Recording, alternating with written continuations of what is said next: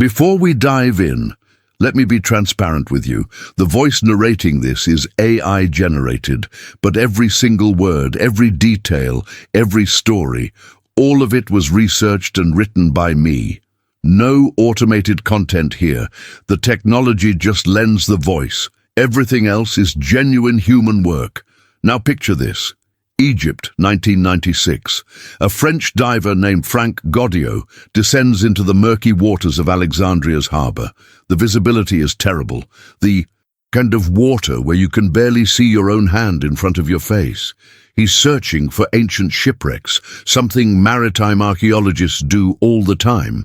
But then, in the middle of that greenish darkness, his flashlight illuminates something that shouldn't be there. A stone face, massive, empty eyes staring at you from the bottom of the sea, and it's not just one statue. When he shines his light around, there are more. Dozens. Hundreds maybe? Sphinxes, columns, granite blocks with hieroglyphs still legible after more than 2,000 years underwater. And then he realizes this isn't a shipwreck, it's an entire city, submerged, preserved, waiting. Have you ever thought about what it must be like to stumble upon something like this? Like you're expecting to find some broken amphorae, maybe an ancient anchor, and suddenly you're floating above a lost metropolis? Tell me in the comments, what would be your first reaction? Fear, fascination, or that creeping feeling of, I wasn't supposed to be seeing this?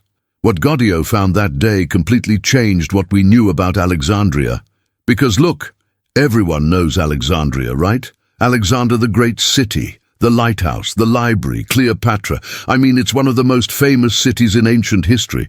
But what nobody really knew is that a good part of that city simply disappeared, sank. And it wasn't gradual either, it was fast, violent, and it stayed down there, intact in parts, like a submerged time capsule. But here's where it gets weird. Because Alexandria still exists, right?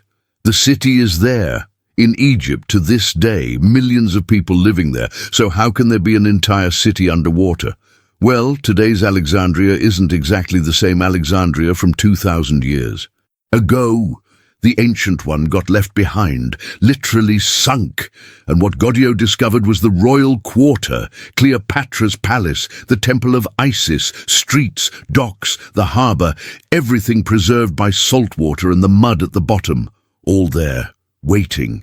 I'll admit that when I first read about this, I became kind of obsessed. Like, how does a city of that size, that level of importance, simply sink and nobody goes after it? But then you discover that everyone knew there was something down there. Ancient historians like Strabo and Pliny mentioned catastrophic earthquakes, tsunamis, Egypt's coast being literally swallowed by the Mediterranean. But nobody could find it until 1996. And you know what's most disturbing? When you see the photos from the first expeditions, those colossal statues lying on the seafloor, black granite sphinxes with faces corroded by salt water, but still recognizable. Temple columns fallen in perfect rows, like dominoes frozen at the exact moment of collapse. And there's something about those images that's almost wrong, you know? Like, you see those sculptures and think, this should be in a museum, illuminated, protected, not at the bottom of the sea with algae stuck on them and fish swimming through the empty eyes of statues. But there's something that intrigues me even more. Goddio wasn't the first to search. Before him, dozens of divers tried. Some found small things, fragments, but nothing of that magnitude. And so you wonder, why did he succeed when the others didn't? Luck? Better technology? Or could it be that the city simply decided to reveal itself at that moment? I know it sounds crazy to talk like that, but when you read his accounts, there's something almost supernatural about the way it happened. As if the city had waited 2,000 years and finally said, it's time. And it wasn't just Cleopatra's palace. Goddio found the Portus Magnus, Alexandria's great harbour, which was like the economic heart of the Mediterranean world at the time. Imagine Ships from all corners of the ancient world docking there, spices from India, gold from Nubia, wine from Greece, wheat from Egypt being exported to feed all of Rome, and everything passed through there. And now it's all down there, docks, warehouses, the lighthouse that guided the ships, all submerged. But here's where the story gets even deeper, because Alexandria didn't sink by accident. It wasn't like Atlantis, that legend of a city that disappears overnight. Alexandria sank over centuries, in stages, and with each earthquake, each tsunami, pieces of the city were ripped away and swallowed by the sea. And the inhabitants, they just rebuilt further inland, away from the coast. I mean, imagine living in a city that's literally being eaten by the ocean, slowly, piece by piece, and you can't do anything. Just watch. Now, the big question everyone asks when they discover this, what else is down there? Because look, to this day they've only explored like 5% of the submerged area. That's right, 5%. The rest continues there, untouched, and archaeologists think there's much more, way more. Entire libraries could be preserved in the mud, manuscripts, works of art that we only know from ancient descriptions. And there's one specific thing that Goddio has been searching for to this day, and that he never openly admits. But everyone knows, the tomb of Alexander the Great, because nobody ever found his body. And some ancient theories suggest he was buried in Alexandria, near the royal palace, which today is, guess, where? At the bottom of the sea. Wait, are you following me? We're talking about the possibility that the body of one of history's greatest conquerors is preserved down there, just a few meters underwater, waiting for someone with the right technology and courage to find it. And if it's true, man, it would be the archaeological discovery of the century. Easy. But back to that initial scene. Goddio, floating in the dark, surrounded by stone. A giant's. What must have gone through his head at that moment? Personally, I think it must have been a mixture of euphoria with ancestral fear, because you're invading a place that was sealed by nature, a place where the last humans who walked there lived when Rome was still a republic, when Cleopatra still breathed, when the world was completely different. And now you're there, an intruder, breaking a 2,000-year silence. There's something sacred about that. And there's something chilling, too. And you know what's crazier? Alexandria isn't the only one. Goddio also discovered two other submerged cities in the same region, Canopus and Heracleion, cities that literally disappeared from history, that only existed in ancient texts, and that everyone thought were like legends or exaggerations, until he found them, entire, at the bottom of the sea, with temples, harbors, colossal, statues of pharaohs and gods. So the question that remains is, how many other lost cities are out there? How many more Alexandrias are still waiting for someone to stumble upon them? And what else have we lost that we don't even know we've lost? To understand the scale of what was discovered, we need to go back in time, like way back. 331 BC. Alexander the Great just conquered Egypt. He's 25 years old. 25. The same age many young people today are trying to decide what college to attend. And he's already dominated half the known world. And then he looks at the northern coast of Egypt, where the Nile River meets the Mediterranean, and says, "Here, this will be the capital of my empire." And he orders a city built from scratch. But it wasn't just any city. Alexander wanted to create the perfect metropolis, the center of the civilized world. He hired Dinocrates of Rhodes, the greatest architect of the time, to design the entire city. Streets in a perfect grid, intersecting at right angles, underground sewage systems, aqueducts, libraries, palaces, temples dedicated to Egyptian and Greek gods, side by side. It was like, I don't know, imagine someone today saying, "I'm going to build a city that will be New York, Paris, and Tokyo all at once." Except he did it. For real. And it worked. Incredibly well. In less than 50 years, Alexandria was already the second largest city in the world, second only to Rome. And in some ways it was even more important than Rome, because that's where knowledge was concentrated. The Library of Alexandria held like everything. All human knowledge of the time, manuscripts from Greece, Persia, India, China. If you wanted to know anything about any subject, you went to Alexandria. It was like the Google of antiquity, but physical and made of papyrus. Does this remind you of any other modern city? Like, is there any place today that concentrates that much power, wealth, and knowledge in one place? Leave it in the comments. I'm curious to know what you think. But here's where geography comes in, and it's crucial to understand this.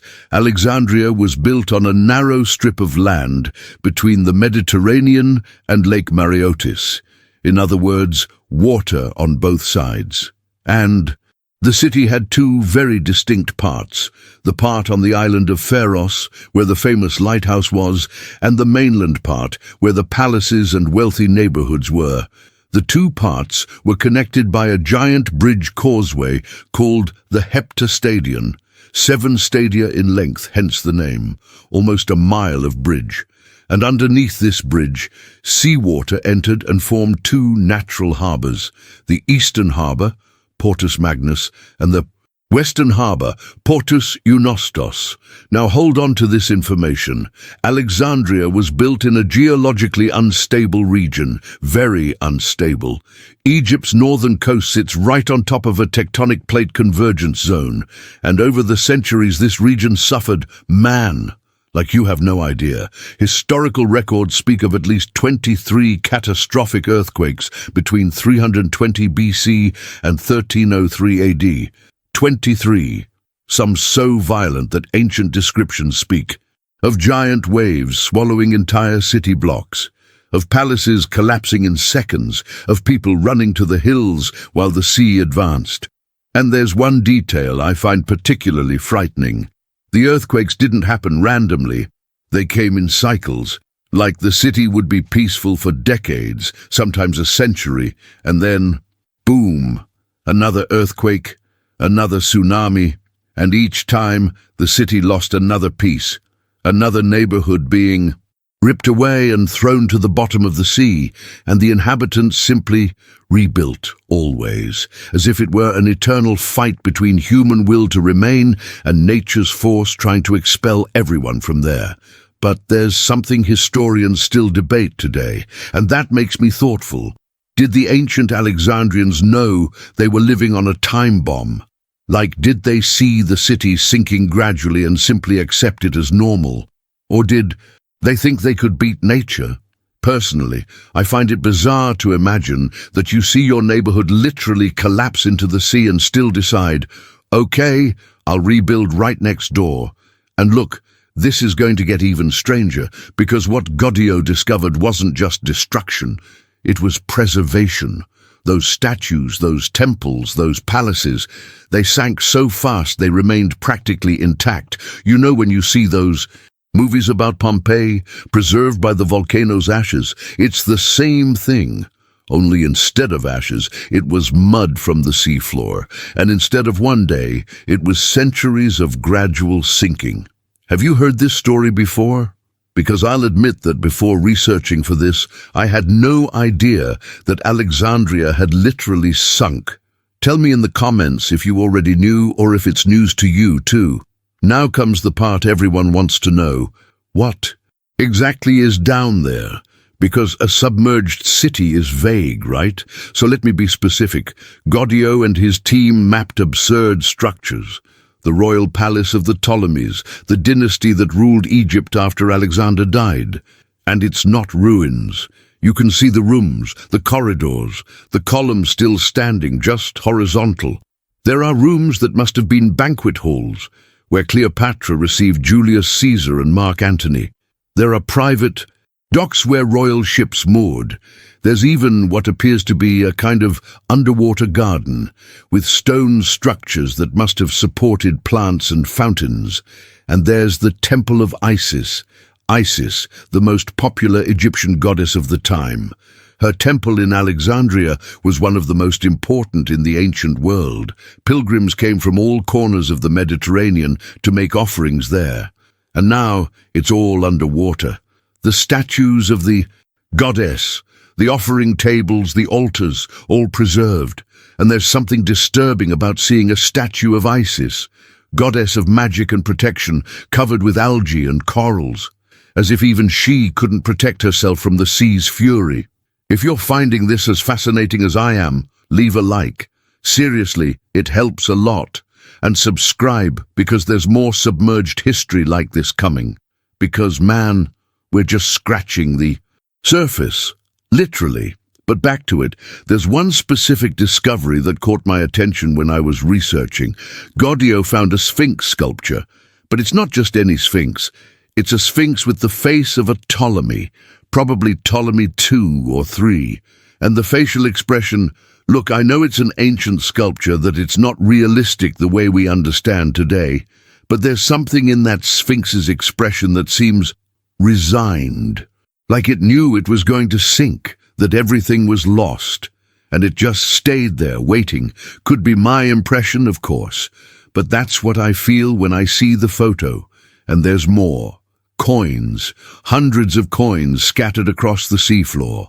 Gold coins, silver, bronze, some with Alexander's face, others with Cleopatra. And can you imagine the last moment of those coins on the surface? Like someone was holding them, paying for something, keeping them in a purse. And then the earthquake came, the wave came, and the coins simply slipped from their hand and ended up at the bottom of the sea. And stayed there 2,000 years. But what really fascinates archaeologists is the potential of what hasn't been discovered yet, because so far they've only mapped the area of the royal palace and the harbour. But ancient Alexandria had dozens of neighbourhoods.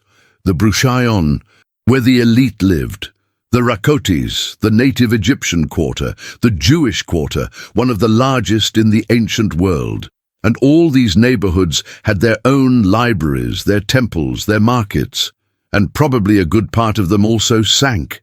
And then comes the question that nobody wants to ask out loud, but that every archaeologist who dives there thinks, what if the Library of Alexandria didn't completely burn? What if part of it sank before the fire? What if there are manuscripts preserved in the mud waiting? Because look, we know that anoxic mud, the kind without oxygen, preserves organic material. Papyrus, parchment, wood, fabric, it's all documented. So it's not impossible. Improbable, yes, but impossible, no. But one thing is knowing there's a submerged city. Something completely different is trying to explore it. And here's where the story gets complicated. Because diving in Alexandria isn't like diving in the Caribbean, with crystal clear water and colourful little fish. It's the opposite. Alexandria's harbour water has visibility of 0.5 metre on the best days. 0.5 metre. You literally can't see your own hand stretched out in front of you. And there's industrial pollution from centuries, and unpredictable currents, and modern debris mixed with ancient ruins, shipwrecks from the 20th century, piled on top of Roman galleys, underwater cables cutting across the path. It's a logistical nightmare. Goddio had to invent new techniques just to map that place. He couldn't use traditional underwater GPS because the murky water confused the sensors. So he created a multi-frequency sonar system that could see through the mud. And even then, each dive was like working blindfolded. The divers descended with guide ropes, feeling around in the dark, and when they touched something, they had to guess by touch whether it was a rock, a column, or a pharaoh statue. Imagine the tension. You're floating there, blind, and your hand touches something. You run your fingers over it. It's smooth, cold, it has shape. It has, wait, is this a nose, a carved eye? And then you realize you're touching the face of a king who died more than 2,000 years ago. Would you dive there, like knowing you can't see anything, that any wrong move could trap you in debris, that you're literally swimming through history? Tell me in the comments if you'd have the courage, or if you're the type who's happy watching from the TV. And the findings began to tell a story. Not the story we know from books, but the real story. Because one thing is reading that Alexandria was rich. Another is seeing the physical evidence of that wealth. Goddio found jewelry. Not those museum jewels that we see polished and arranged, but jewelry still attached to statue fingers. Gold rings with Greek inscriptions. Bracelets with precious stone inlays. And there's something disturbing about realizing that this jewelry was placed there on purpose. It didn't fall during the earthquake, it was an offering. Someone, at some point before the city sank, entered a temple and placed that ring there, asking the gods for protection, and the gods didn't answer. But the discovery that impressed me most wasn't any giant statue or gleaming treasure. It was something much simpler and much more human.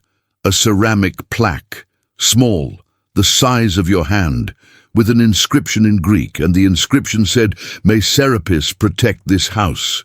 Serapis was the god created especially for Alexandria, a fusion of Egyptian and Greek deities, and that plaque must have been hanging at the entrance to a house, an ordinary house, of an ordinary family, who woke up in the morning, worked, ate, laughed, fought, and who placed that plaque there thinking it would protect them, and it didn't. The house sank, the family probably died or fled, and the plaque remained. 2,000 years later, someone finds it in the dark, covered in mud, and you realize this wasn't abstract ancient history. These were real people, with real fears. Personally, I think about this a lot, like we study history as if it were a sequence of events, dates, battles, kings, but we forget that each event had ordinary people living there, people who had no idea they'd end up becoming objects of study 2,000 years later. And there's another detail archaeologists noticed. The way the structures sank reveals it wasn't a single event, it was several.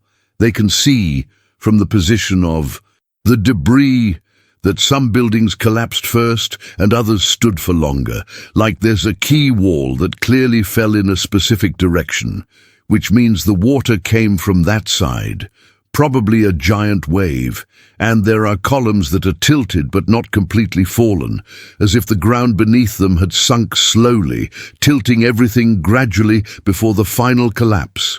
Which of the theories makes more sense to you? Earthquake followed by tsunami, or gradual subsidence, where the soil simply gives way until everything collapses. Leave it in the comments, because archaeologists still debate this, but there's one specific find that changed everything historians thought about Alexandria. Goddio found what appears to be an astronomical observatory, complete, with an observation platform, markings on the floor indicating solstices and equinoxes, and corroded but still recognizable bronze instruments. And nobody knew Alexandria had an observatory. There's no mention of it in any ancient text. Zero. And suddenly we discover they not only studied astronomy, but had a permanent and sophisticated structure for it. What else don't we know? How many pieces of history were lost simply because they didn't survive in texts? And here's where it gets even more interesting, because as Goddio was mapping the submerged city, he realized the structure didn't exactly match the descriptions of ancient historians.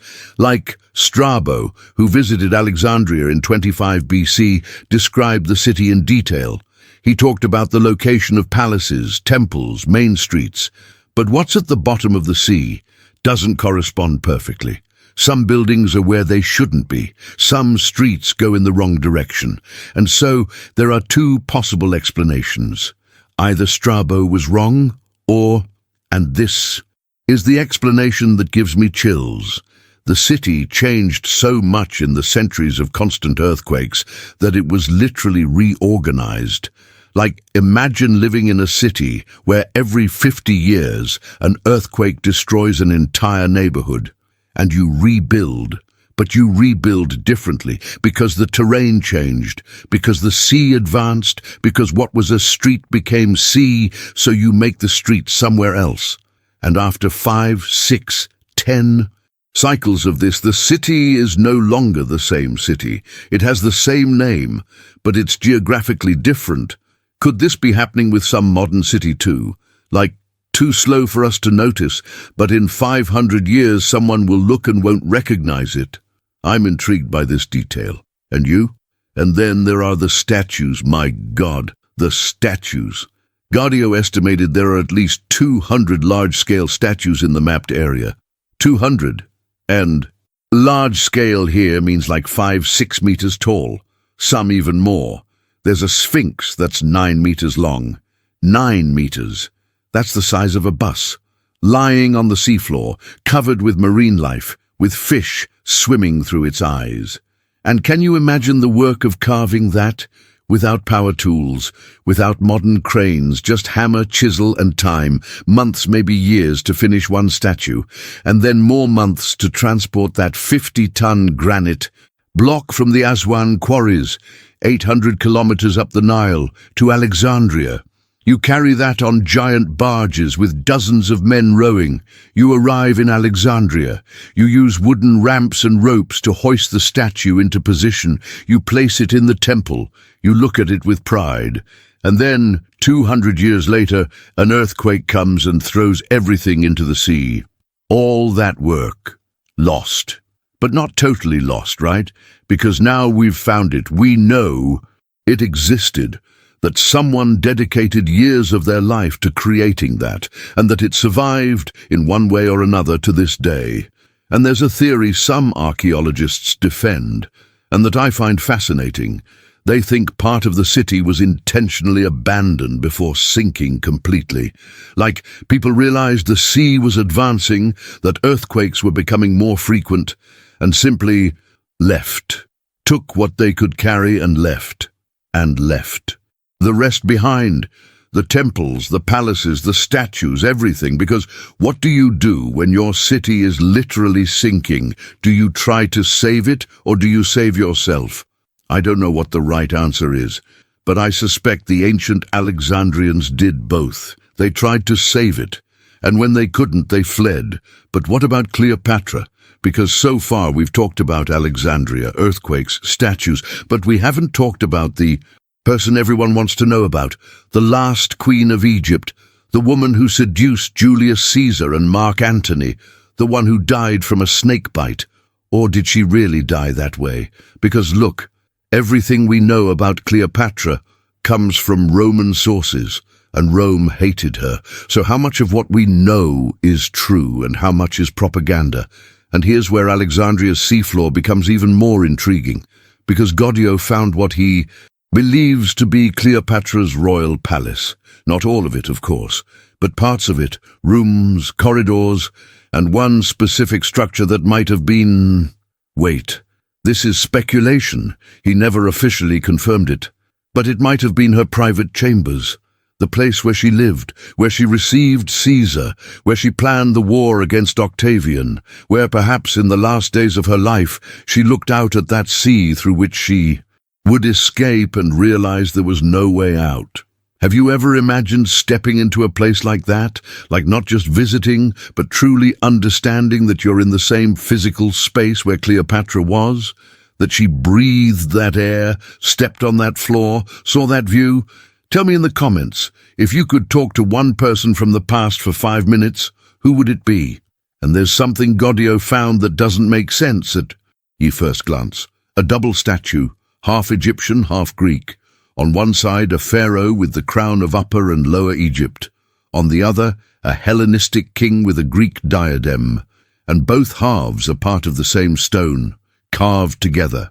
And archaeologists took a while to understand what that meant, until someone realized this isn't decoration. It's political propaganda. It's Alexandria saying, we are both things, Egypt and Greece. East and West, ancient and new, all together. And it worked. For almost 300 years, Alexandria was exactly that. A city where pharaohs spoke Greek, where Egyptian gods were worshipped in Greek-style temples, where the library held knowledge from cultures that would normally kill each other. It was like a giant social experiment, and it worked, until it sank. But here comes a detail that completely changed my perspective on the sinking. The geologists. Working with Goddio did sediment core analyses. Basically, they drill the seafloor and take mud samples, layer by layer. And each layer tells a story. And what they discovered is disturbing. Because it wasn't just earthquakes. The soil beneath Alexandria is literally sinking. To this day, it's called subsidence. The weight of the city, combined with changes in the water table, makes the soil compact and sink. Slowly, like millimeters per year. But constant, relentless. Ancient Alexandria wasn't destroyed by a single catastrophe. It was a slow death. The city was sinking for centuries. Each earthquake just accelerated a process that was already happening. And this changes everything. Because it means the Alexandrians knew. Of course they knew. They saw the harbors getting shallower. They saw the sea getting closer each generation. And they kept living there, rebuilding, stubborn, refusing to accept they were losing. And I keep thinking, aren't we doing exactly the same thing today, like coastal cities that know sea level is rising, that know hurricanes are getting stronger, and they keep building skyscrapers, keep attracting millions of people, because I don't know, we think we're different, that our technology will save us? Will they find New York at the bottom of the sea in 2,000 years and think, how didn't they see it coming? Personally, I think history repeats itself more than we admit, and Alexandria is like a warning nobody wanted to hear. But there are specific finds that reveal intimate details of life in the city. Goddio found sealed amphorae. Amphorae are those ceramic vessels the ancients used to transport wine, oil, grains, and some were sealed, with the clay lid still intact. And when archaeologists opened them, man, there was wine inside, 2,000-year-old wine. Obviously it's not drinkable, it turned into like a brown sour paste, but it was still analyzable, and they discovered it was Greek wine. From Rhodes, and it had pine resin mixed in, which was the preservative they used back then. And then you stop and think, that amphora was filled at a winery in Rhodes. It was loaded onto a ship. It traveled across the Mediterranean. It arrived in Alexandria. It was unloaded at the harbor, taken to a warehouse, or maybe to some rich person's house. And before it was opened, the earthquake came, the wave came, and it went to the bottom of the sea, sealed, waiting, like a time capsule nobody intended to create.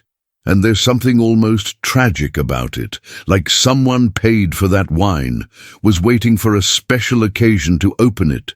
A birthday, a wedding, a celebration, and it never happened. The person probably died without knowing the wine stayed there intact, preserved by accident. If you were there, would you trust the signs that the city was sinking, or would you be like those Pompeii residents who ignored the tremors before the volcano exploded?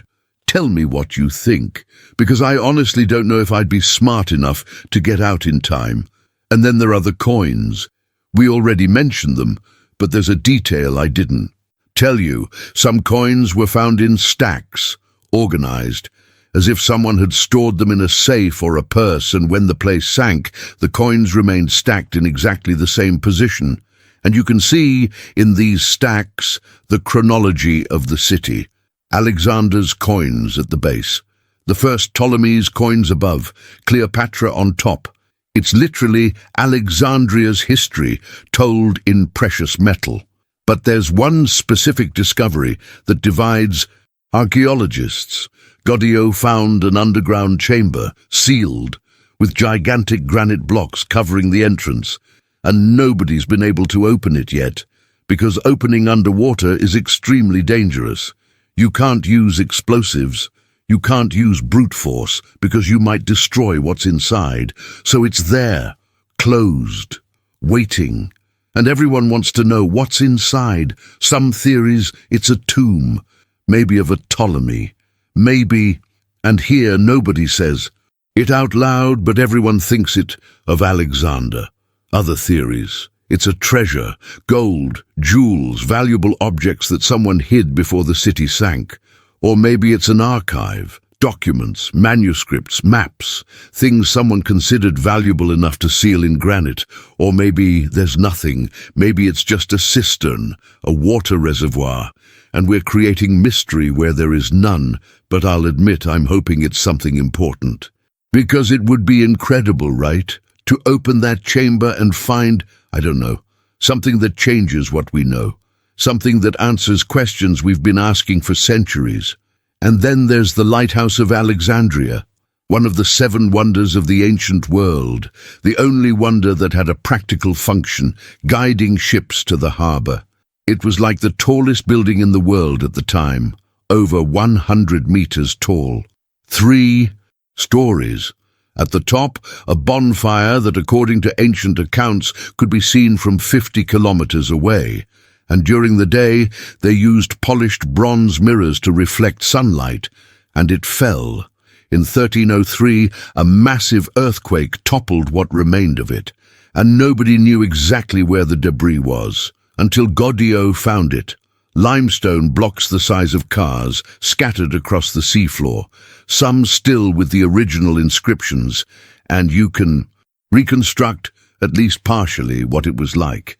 And it was absurd. It was like the Empire State Building of antiquity, an engineering project so advanced that even today, engineers aren't sure how they built it without modern cranes. And now it's all at the bottom of the sea, pieces of one of ancient humanity's greatest achievements, serving as an artificial reef for fish. There's something humbling about that for our species, you know?